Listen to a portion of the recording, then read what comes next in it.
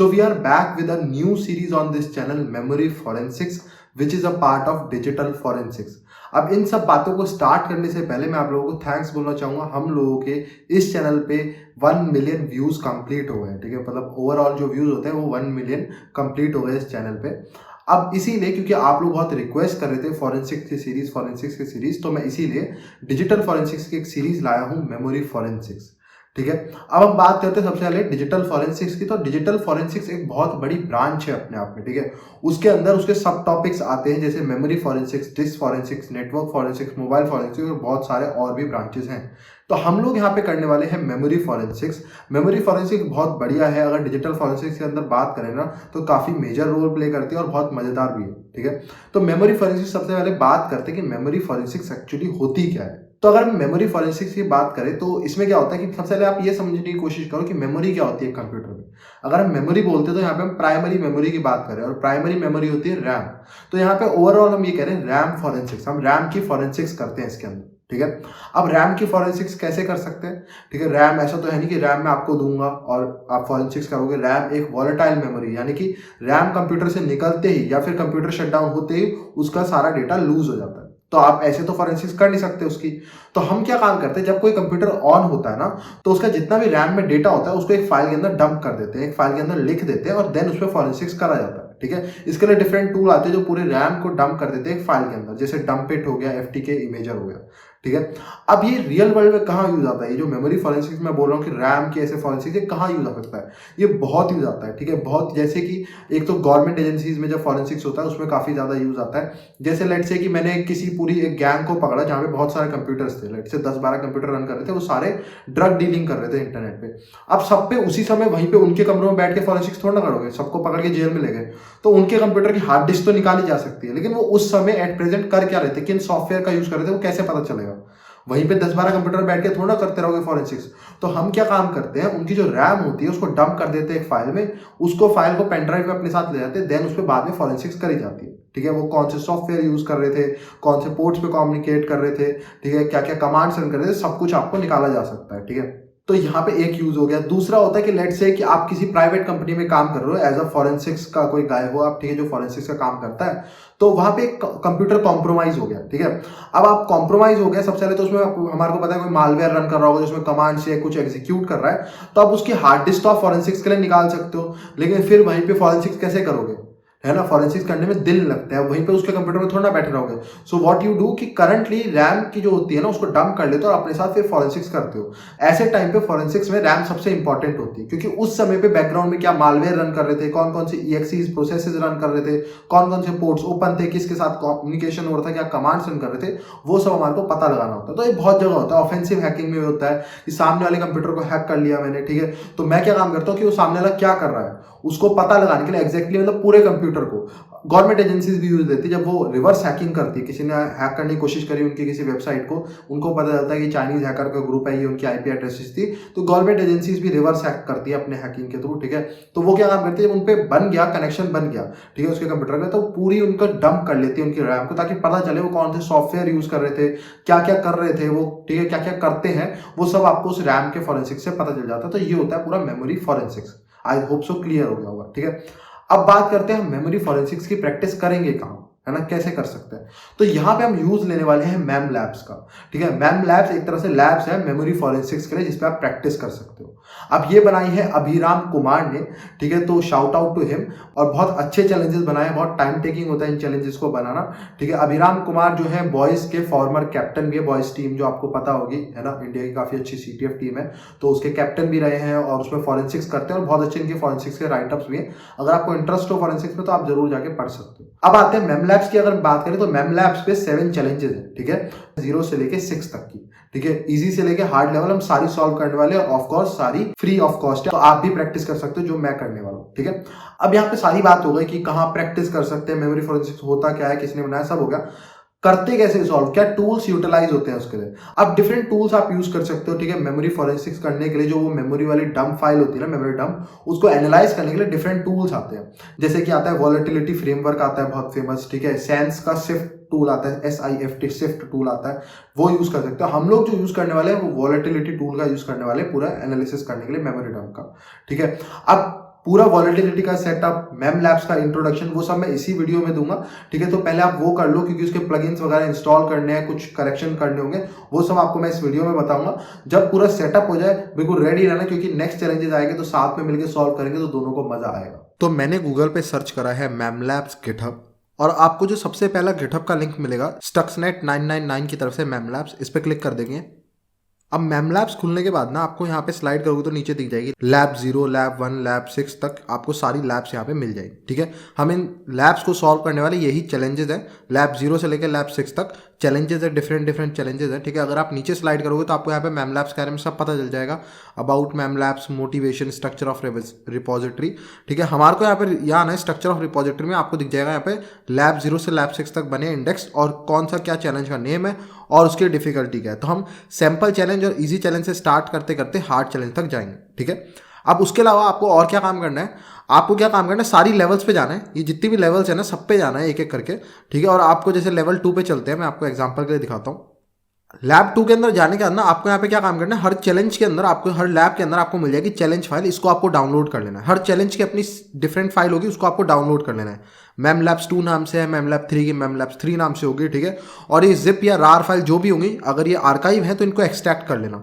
इन files का size थोड़ा बड़ा होगा क्योंकि ये पूरी मेमोरी डंप है, पूरी रैम डंप हुई है, तो ऑफकोर्स इसका साइज काफ़ी बड़ा होगा, ठीक है। तो इसको उस हिसाब से, इसलिए मैं कह रहा हूँ पहले ही डाउनलोड करके रख लेना, ताकि आप इनको फिर सॉल्व करो तो आपको उस समय डाउनलोड ना करना पड़े, आपका टाइम वेस्ट ना हो, तो पहले इसको डाउनलोड कर सकते हो, ठीक है। सब लेवल्स में जाके आपको ये करना है।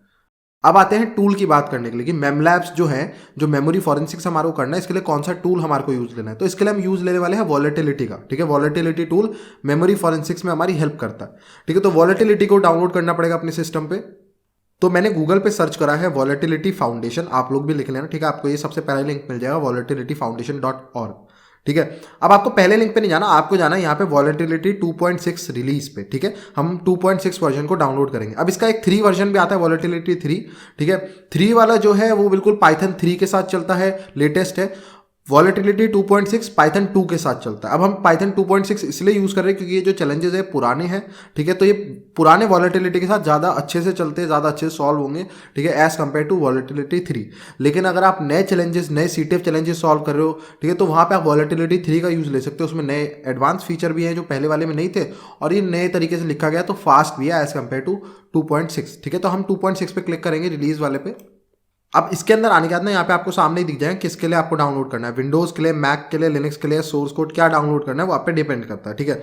अब मैं लिनक्स यूज़ कर रहा हूँ तो मैं लिनक्स के लिए करूँगा, जो लोग विंडोज़ कर रहे हैं वो विंडोज़ पे भी कर सकते हैं, ये दोनों के लिए कंपेटेबल है, ठीक है। तो मैं यहाँ पे लिनक्स के लिए डाउनलोड करूँगा। अब इसको डाउनलोड करने का ये तरीका है कि अगर आप इस पर क्लिक भी करोगे तो ये काम नहीं करेगा, मतलब डाउनलोड नहीं करना, ऑटोमेटिक डाउनलोड का ऑप्शन नहीं है यहाँ पे। तो आपको राइट क्लिक करना है और कॉपी लिंक कर लेना, कॉपी लिंक एड्रेस, ठीक है। इसको हम wget से डाउनलोड करेंगे। तो मैं अपने मेम लैब्स के फोल्डर में आ गया हूँ, तो wget यहाँ पे वो लिंक दे देंगे और एंटर मारेंगे। ये एक जिप फाइल है, ठीक है। जब ये डाउनलोड हो जाएगी तो हम इस जिप फाइल को एक्सट्रैक्ट करके फिर इसके अंदर से अपनी जो स्टैंड अलोन फाइल है, एल्फ फाइल होगी, उसको निकाल लेंगे, ठीक है।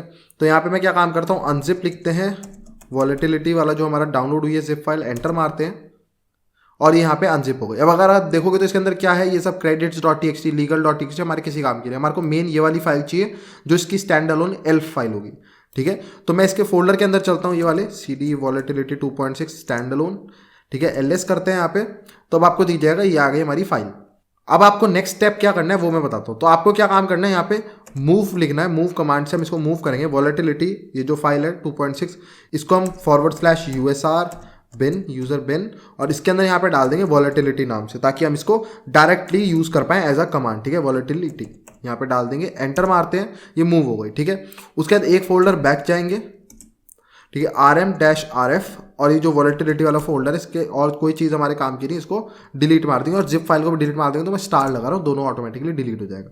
डन हो गया।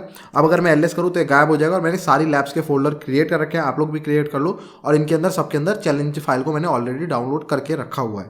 अब आपके पास वॉलेटिलिटी भी यहाँ पे आ गया, ठीक है। अब अगर आपको चेक करना है तो आप टाइप कर सकते हो वॉलेटिलिटी -help, एंटर मारते हैं और आपको दिखेगा वॉलेटिलिटी यहाँ पे रन होना शुरू हो जाएगा। ऐसी आ जाएगी आपके सामने वॉलेटिलिटी की हेल्प, ये पूरी हेल्प आ गई है, काफ़ी बड़ी हेल्प होगी वॉलेटिलिटी की, ठीक है। तो अब आपका मतलब समझ गए वॉलेटिलिटी चल रहा है। अभी भी यहाँ पे एक काम चीज़ रह गई है, वो हम कर लेते हैं। तो मैंने गूगल पे सर्च करा है वॉलेटिलिटी प्लगइन्स सुपरपोनेबल, ठीक है। तो वॉलेटिलिटी के साथ हमारे को कुछ एक्स्ट्रा प्लगइन्स भी इंस्टॉल करने पड़ेंगे जो कि हमारे को इन चैलेंजेस में यूज आएंगे, ठीक है।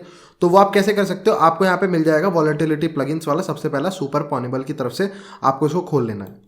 अब इसको ओपन करने के बाद आपको यहाँ पे दिख जाएंगे काफ़ी सारे पाइथन की फाइल्स हैं, ये सारे डिफरेंट प्लगइन्स हैं, ठीक है।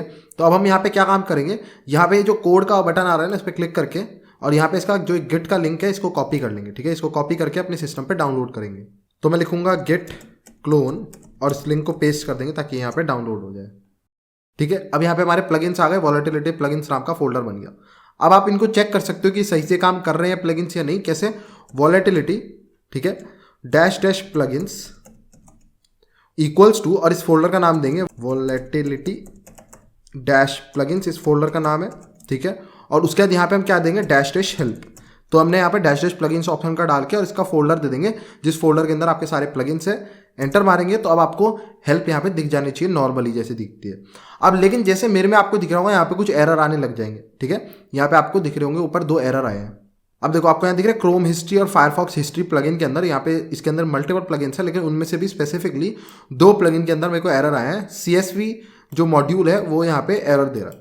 तो इसको अगर आप में नहीं आ रहे तो बहुत बढ़िया, आप यूज़ करो, कोई दिक्कत नहीं है, ठीक है। पहले टेस्ट कर लेना। अगर आप में आ रहे तो मैं इसका सॉल्यूशन बता देता हूँ जो मैंने फाइंड आउट करा है, ठीक है। कुछ और भी हो सकता है, मुझे नहीं पता इसे मेरे में आ रहा है किसी और में भी आ रहा है, ठीक है, क्योंकि मेरे को मिला नहीं था, मैंने गूगल करा था। तो मैंने जो इसका वर्क अराउंड निकाला है वो मैं दिखा देता हूँ। हम चलेंगे CD वॉलेटिलिटी प्लगइन फोल्डर्स में, ठीक है, LS करेंगे।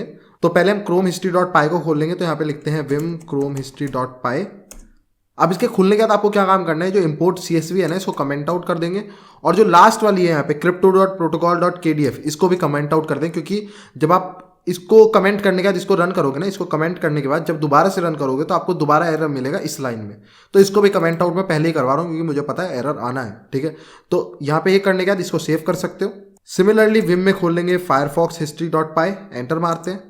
इसमें बिल्कुल सेम करेंगे, इंपोर्ट CSV को कमेंट आउट कर देंगे, बस इसमें एक ही लाइन को कमेंट करना है। इसको भी सेव करेंगे। तो मैं वापस आ गया हूँ मैमलैब्स के फोल्डर पे। यहाँ पे कमांड लिखा है volatility dash dash plugins equals to, folder दे दिया प्लगइन वाला, ठीक है, डैश डैश हेल्प। अब वो एरर आप लोगों को नहीं आएगा, ठीक है। वो एरर आपका सॉल्व हो जाएगा और काम भी सही करेंगे। ऐसा नहीं कि आपने कोई इंपोर्ट को कमेंट कर दिया है तो दिक्कत देगा आगे चल के, वो सारे प्लगइन सही काम करेंगे, ठीक है। अगर नहीं आ रहे थे आप में एरर तो मत करना ये सब काम, आ रहे थे तो आप कर सकते हो, उसके बाद सब कुछ सही हो जाएगा। और अगर सही है तो आपको दिख जाना चाहिए कि यहाँ पे C में अगर जाएंगे तो क्रोम हिस्ट्री नाम का एक प्लगइन आ जाएगा। ये आ गया क्रोम हिस्ट्री, इसका मतलब ये बिल्कुल सही से काम कर रहा है, कोई एरर नहीं है, ठीक है। तो यहाँ पे जो रिक्वायरमेंट्स है वो सारी डन हो जाएगी। बस आपको इतना लैब सेटअप करके रखना है, अपना तैयार करके रखना है, तब हम इनको सॉल्व करना शुरू करेंगे और आपको और भी मजा आएगा। सो आई होप सो आप बिल्कुल रेडी हो गए, एक्साइटेड हो गए इस पूरी सीरीज के लिए। अगर आप एक्साइटेड हो तो जरूर कमेंट करना, मुझको भी मोटिवेशन मिलेगा। So please like the video, subscribe the channel. Thank you and good bye.